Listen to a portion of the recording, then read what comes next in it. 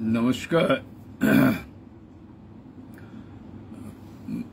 পূর্বের ঘোষণা মতো ফেসবুক লাইভে এলাম। একটি বিষয় অনেক দিন ধরেই ভাবিয়ে তুলছিল এবং সেই বিষয়টাকে মাথায় রেখেই আজকের আলোচনা শিরোনামা আপনারা জেনেছেন অনেকেই। শিরোনামাটি হলো এই বিশ্বের নিয়তি নির্ধারক যখন আমি। এই শিরোনামা শুনে আপনাদের অনেকেরই প্রশ্ন হতে পারে, সে কি কথা? এই বিপুল বিশ্ব তার নিয়তি নির্ধারক আমি? এখানে আমি মানে প্রত্যেকেই যদি ভাবে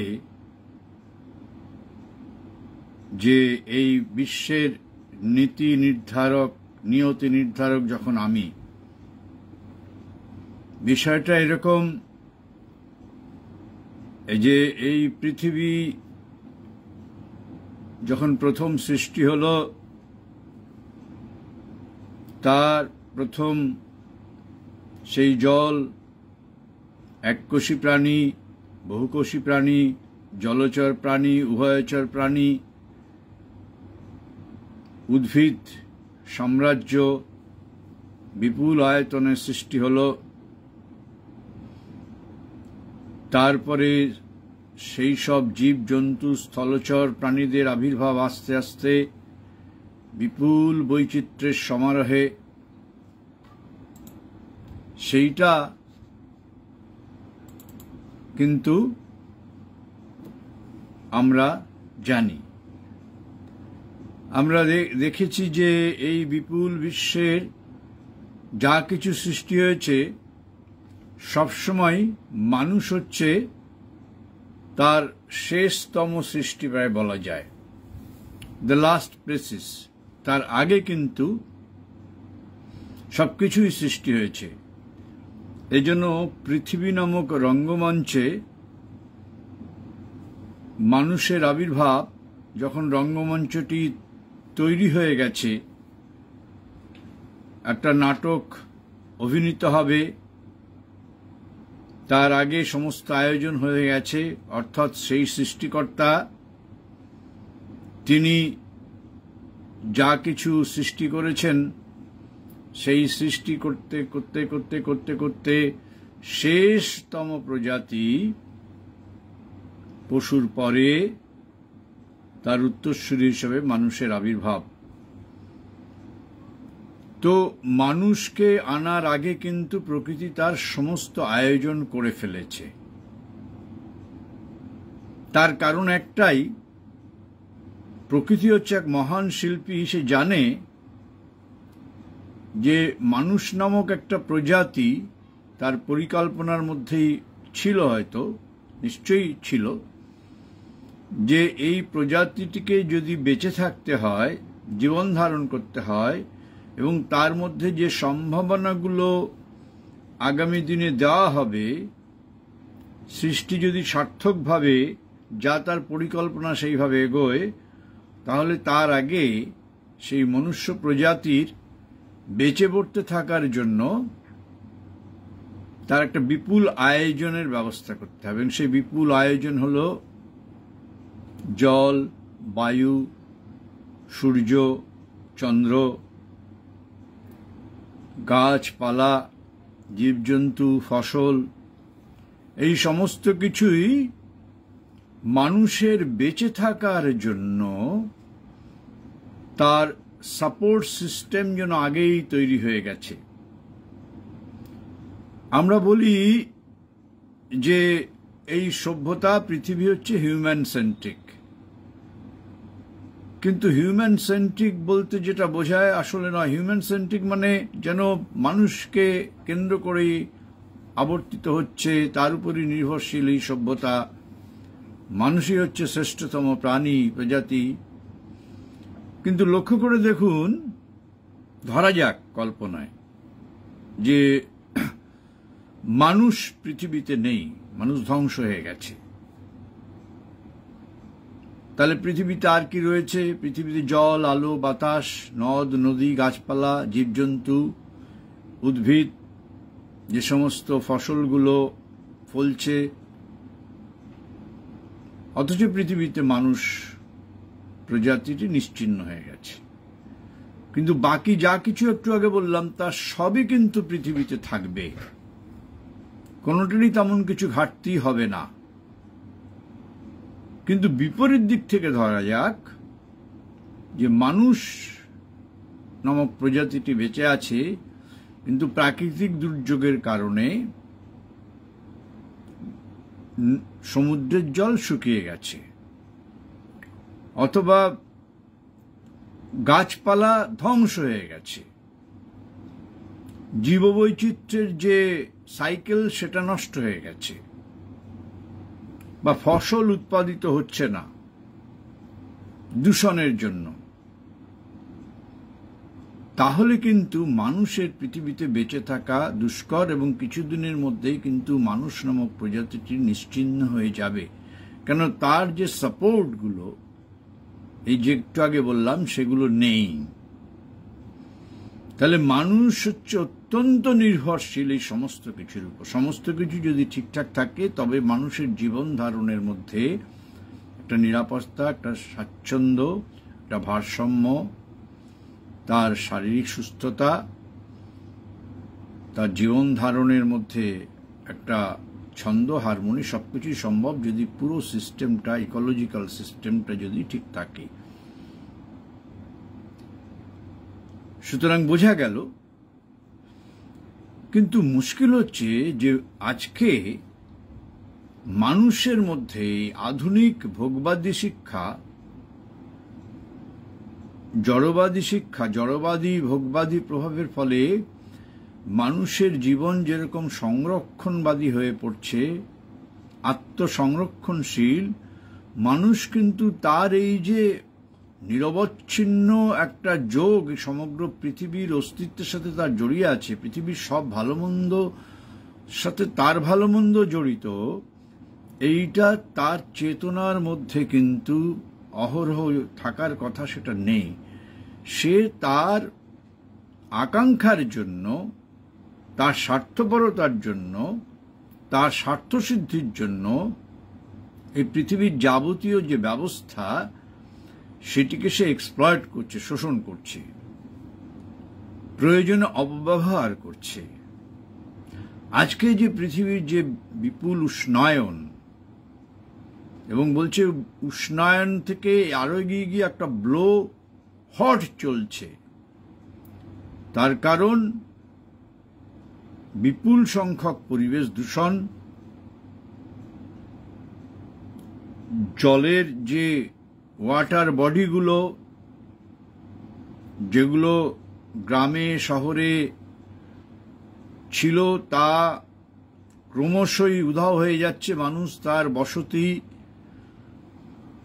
তার আয়াসের জন্য, তার ভোগের জন্য সে সব কিছুকে বুঝিয়ে ফেলে সে বড় বড় শিল্প কারখানা, তার বড় বড় সেই বহুতল বাড়ি নির্মাণ করছে।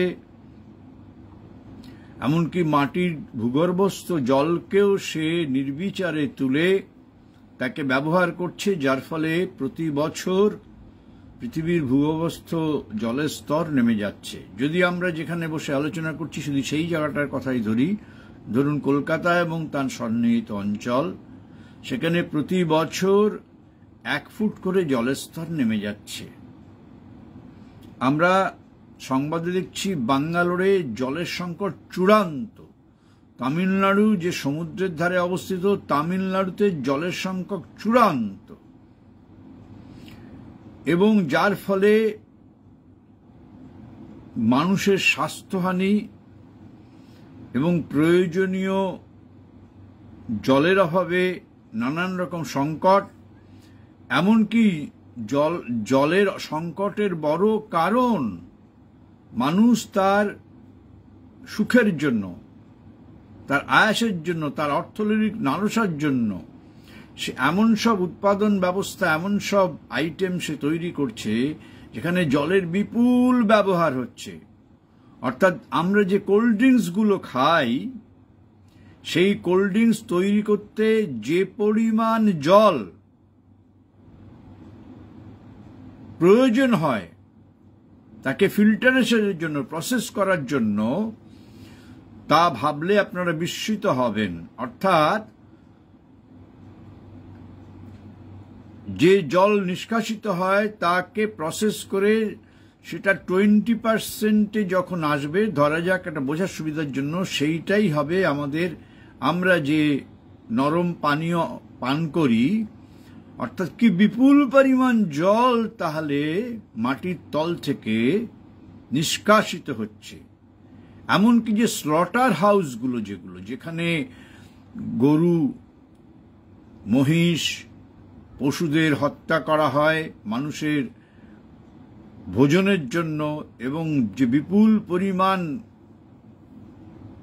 পশু মাংস, বিশেষ করে গোমাংস পৃথিবীতে রপ্তানি হয়, সেই স্লটার হাউসগুলোতে যে পরিমাণ জলের ব্যবহার হয় সেটা পৃথিবীতে বা আমাদের অঞ্চলে জলসংকটের অন্যতম একটি কারণ।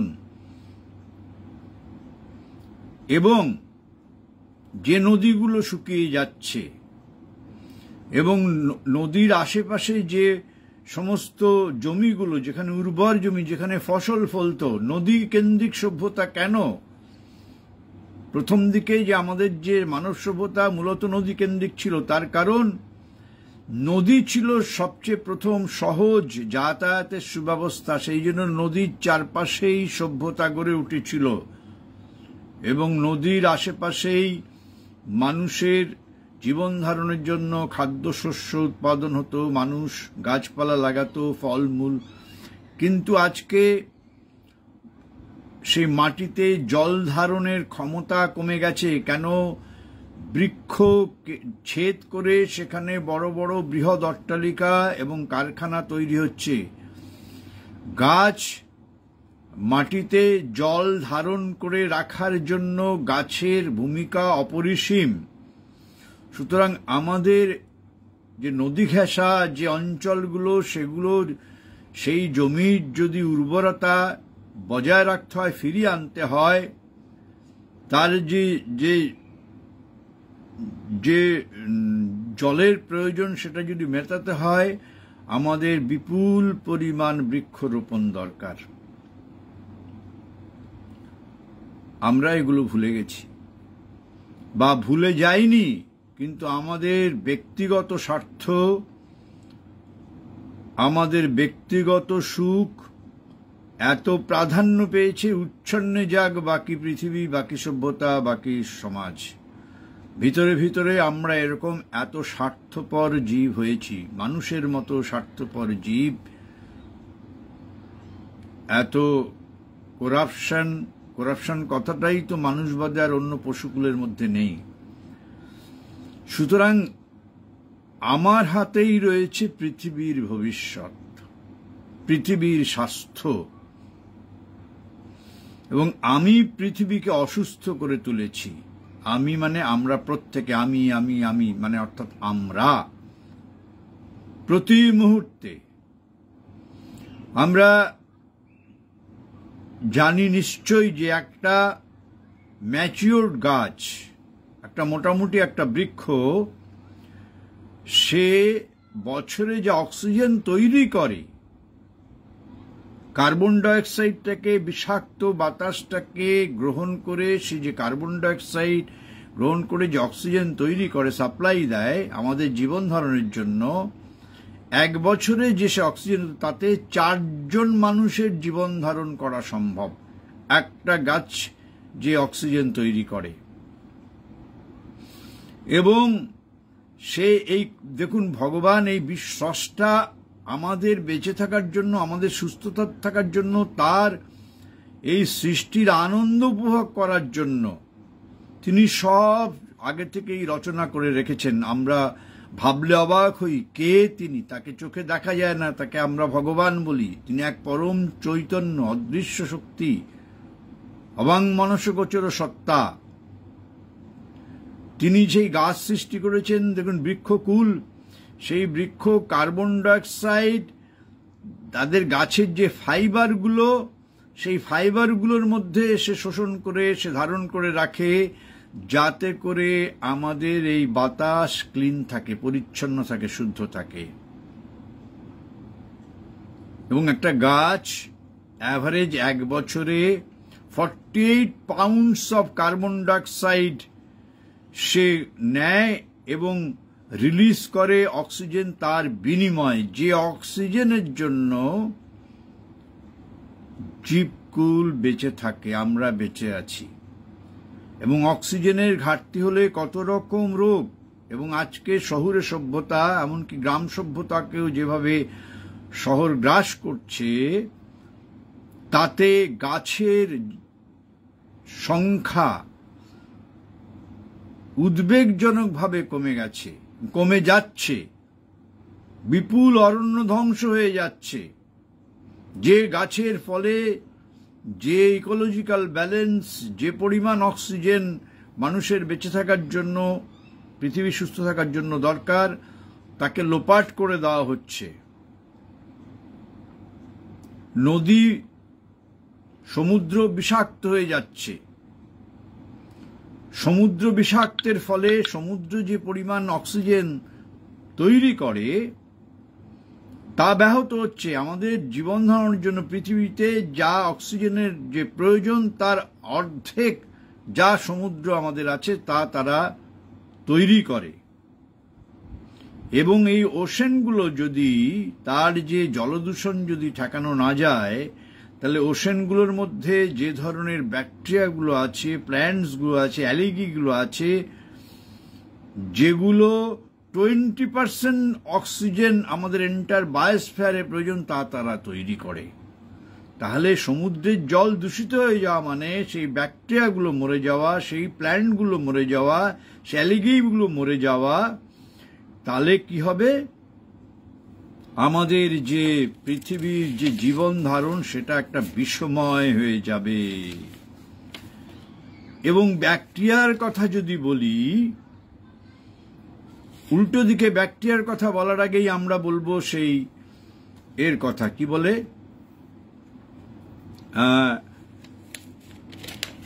সমুদ্রের কথা। সমুদ্রে যে ব্যাকটেরিয়া থাকে, সেই ব্যাকটেরিয়াগুলো আমাদের জীবন ধারণের পক্ষে ভীষণ প্রয়োজন। আমরা যে গাছের কথা বললাম, আপনারা দেখুন যে এই ধরনের গাছ, যে গাছগুলো আমরা জানি যে সাধারণত গাছেরা রাতের বেলায় কার্বন ডাইঅক্সাইড নিঃসরণ করে, কিন্তু এমন কিছু গাছ ভগবান স্রষ্টা সৃষ্টি করে রেখেছেন যে যেগুলো রাত্রে অক্সিজেন নির্গত করে, যেমন মানি প্ল্যান্ট।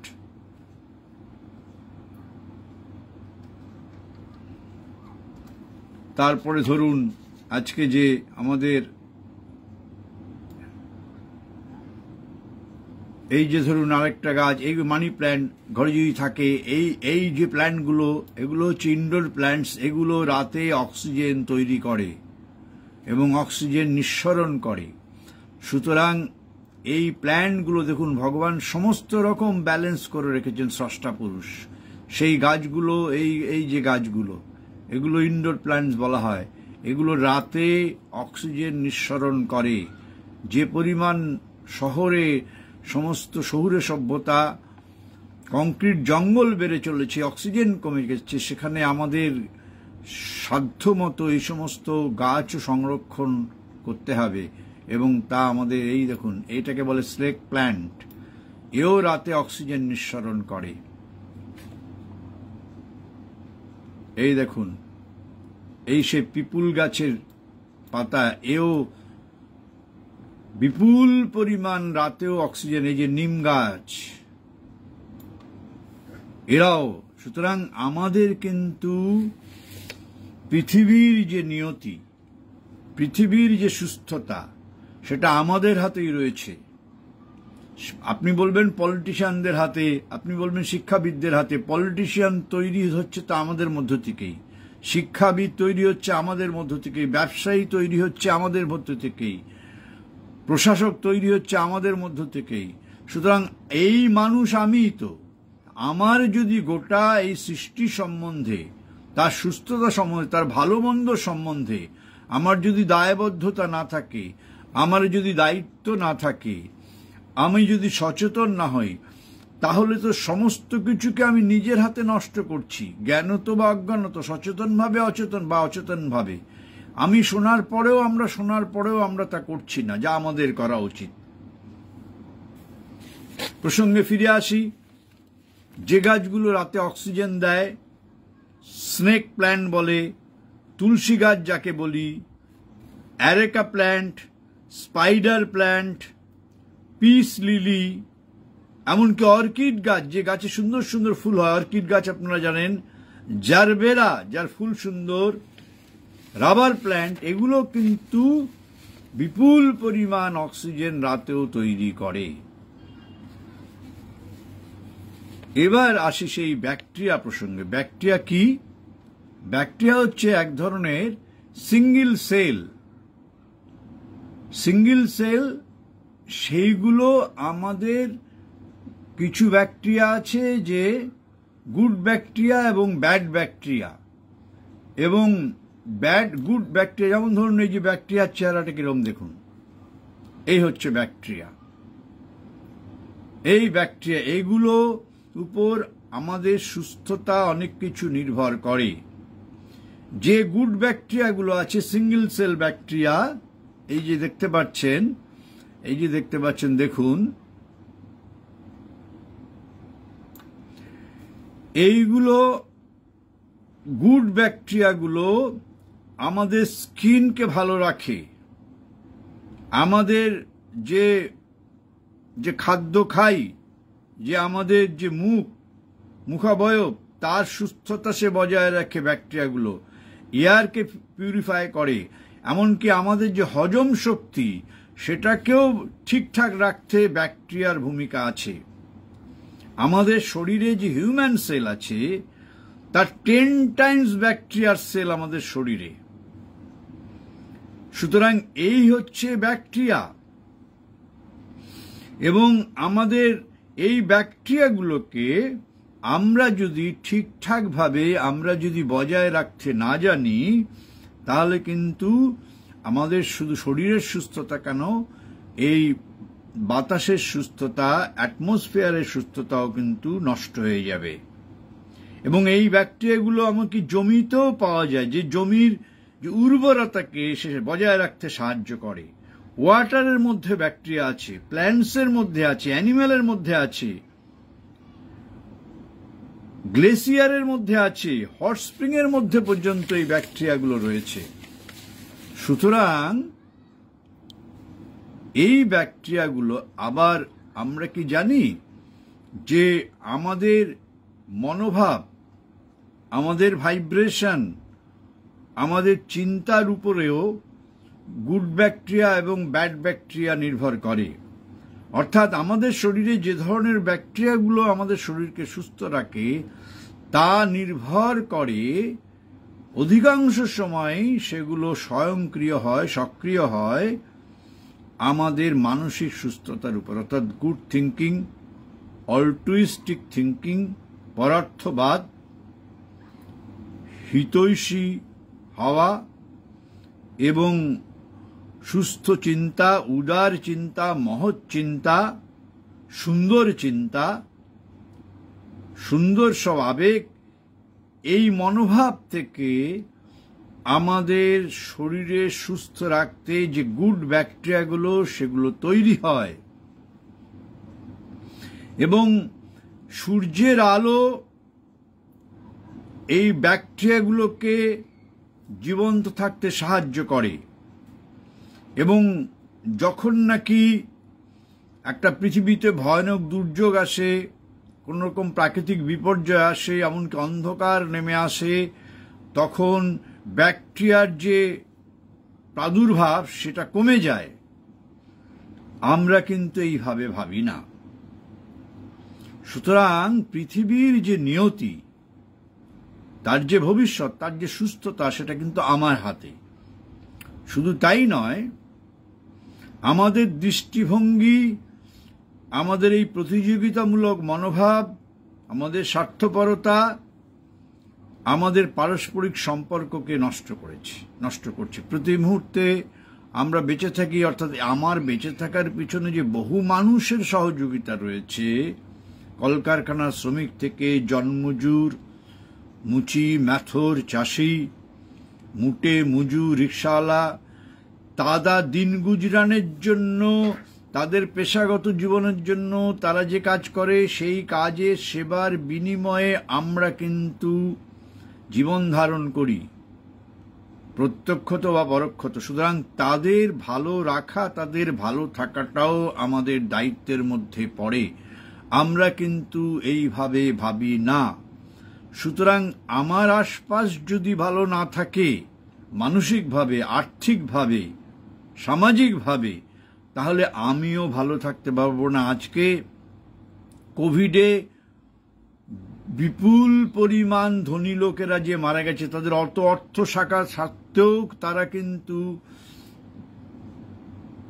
এই কোভিডের শিকার হয়েছে। সুতরাং সেখানে কিন্তু গরিব আর বড়লোক একাকার হয়ে গেছে। বরং যারা অপেক্ষাকৃতভাবে শারীরিকভাবে পরিশ্রম, এই ন্যাচারাল ক্যালামিটির সাথে চিরকাল যুদ্ধ করে যাদের বাঁচতে হয়, তারা কিন্তু কোভিডে অপেক্ষাকৃতভাবে অনেক সুরক্ষিত ছিল আমাদের মতো বিলাসী জীবন, সুখী জীবন মানুষের চেয়ে। কারণ আমাদের মধ্যে সেই যুদ্ধ করার ক্ষমতা, সেই ইমিউনিটি, সেই প্রতিরোধ ক্ষমতা কম। কিন্তু অপেক্ষাকৃত গরিবেরা, ফুটপাতের বাসিন্দারা, ভিক্ষুকরা, গ্রামের খেটে খাওয়া মানুষেরা তারা কিন্তু অপেক্ষাকৃতভাবে এই কোভিডের থেকে তারা অনেকটাই কিন্তু বড়লোকদের চেয়ে, অপেক্ষাকৃত ধনবানদের চেয়ে অনেকটাই সুরক্ষিত ছিল। আমাদের দেখিয়ে দিচ্ছে, শিখিয়ে দিচ্ছে যে আমার ভালো হওয়ার মধ্যেই পৃথিবীর ভালো হয়ে ওঠার রহস্য। আমি পৃথিবীকে দেখছি আমার চেতনা দিয়ে। আপ ভালো তো জগৎ ভালো, যে কথাটা আমরা প্রায়শই শুনি, সেটা একেবারেই মিথ্যা নয়। আমি যেমন, আমি জগৎকে সেইভাবেই দেখব।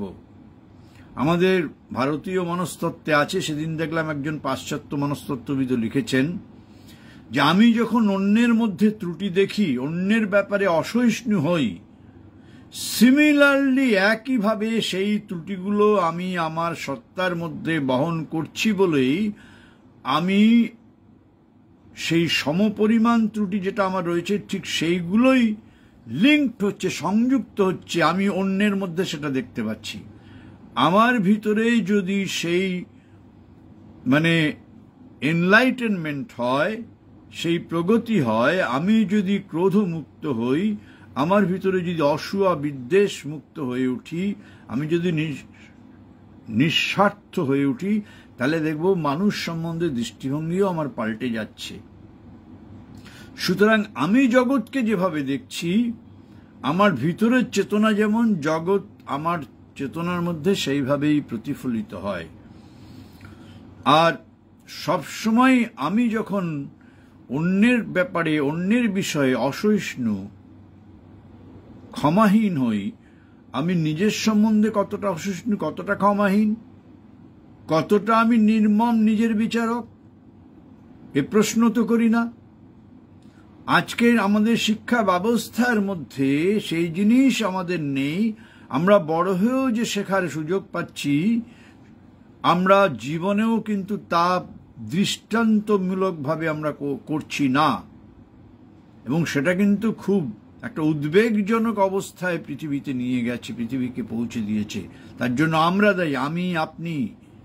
আমরা আমাদের সন্তানদের যেভাবে মানুষ করছি, সন্তানকে কখনো কি শিখিয়েছি যে দেখো তোমার ভালো থাকাটা নির্ভর করছে তোমার আশপাশ ভালো থাকা, গাছপালাকে ঠিকঠাক রাখা, পৃথিবীতে যে জলীয় আধার আছে তাকে সংরক্ষণ করা, এই প্রকৃতিকে দূষণমুক্ত রাখা, জীবজন্তুকে তাদের যে প্রত্যেকের ভূমিকা আছে সেগুলোর সম্বন্ধে যত্নশীল হওয়া, সচেতন হওয়া, এবং এই যে একটা এক সূত্রে বাঁধা আছে সবকিছু, এবং শিশুদেরকে আমরা বলি যে তোমরা এই সব সময় এই জিনিসটি বুঝবে এবং বোঝানোর কি চেষ্টা আমরা করি তাদেরকে বোঝানোর?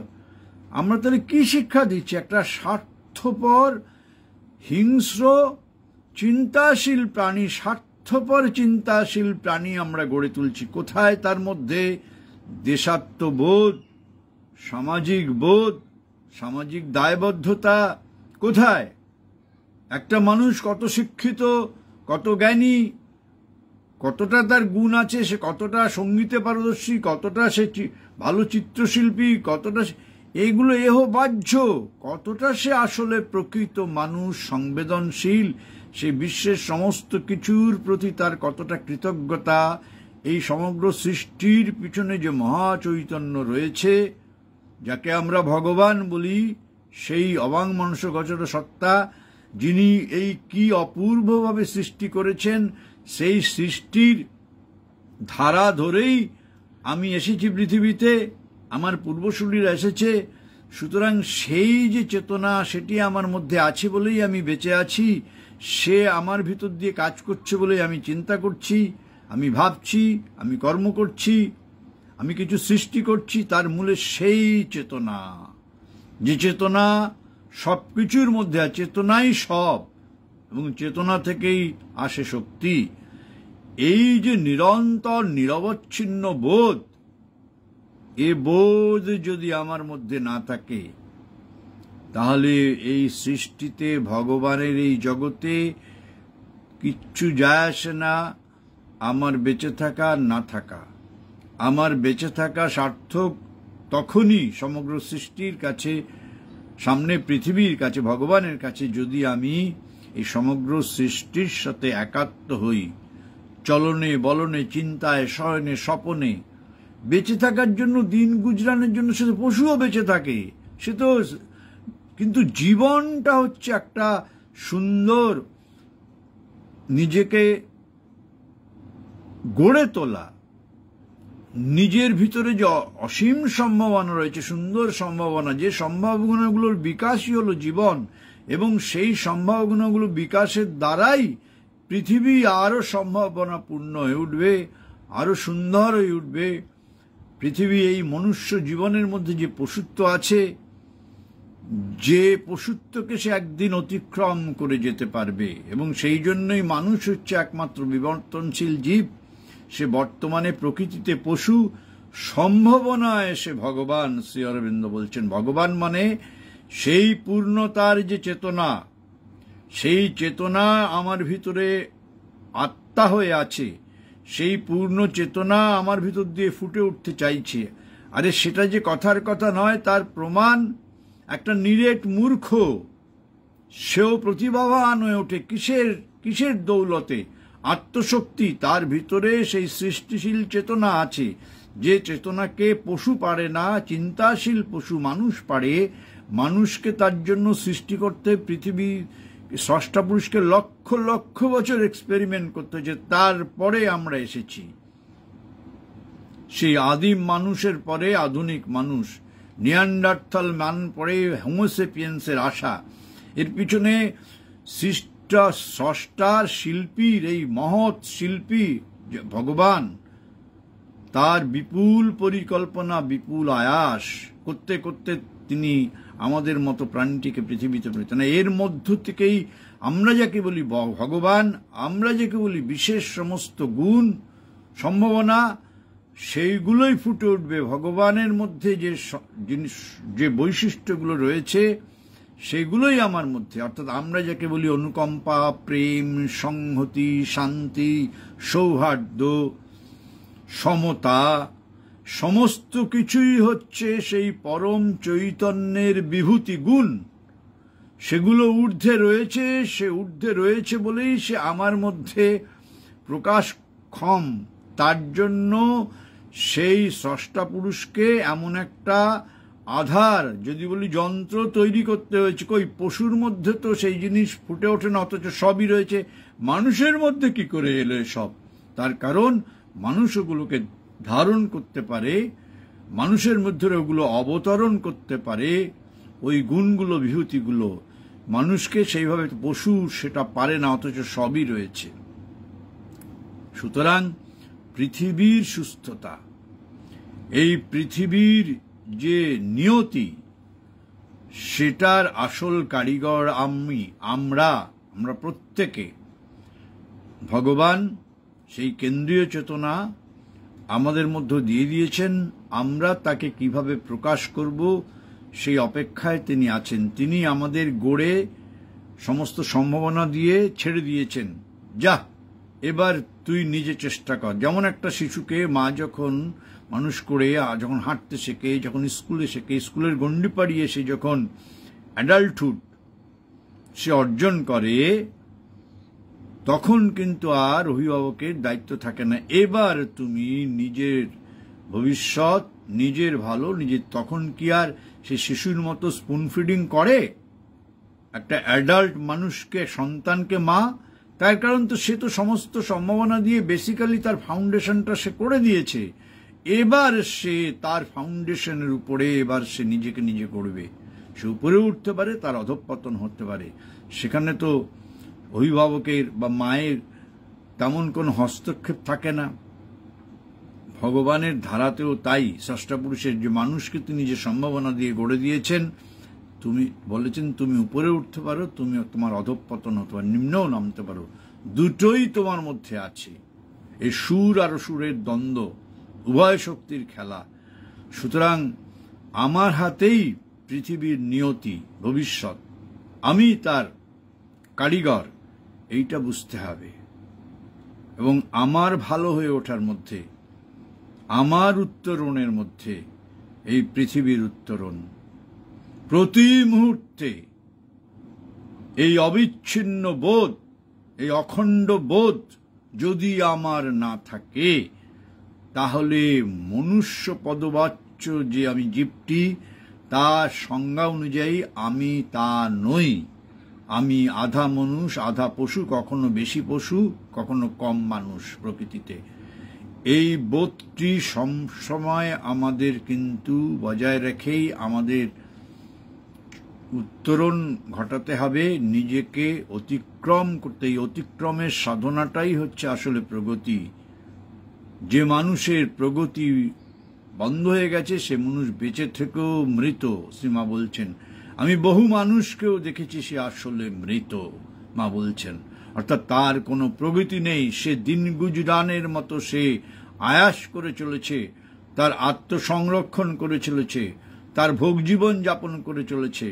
তার মধ্যে সেই পশু জীবনের মতো সেই একটা ঘানি টানার জীবন, প্রগতি সেখানে নেই।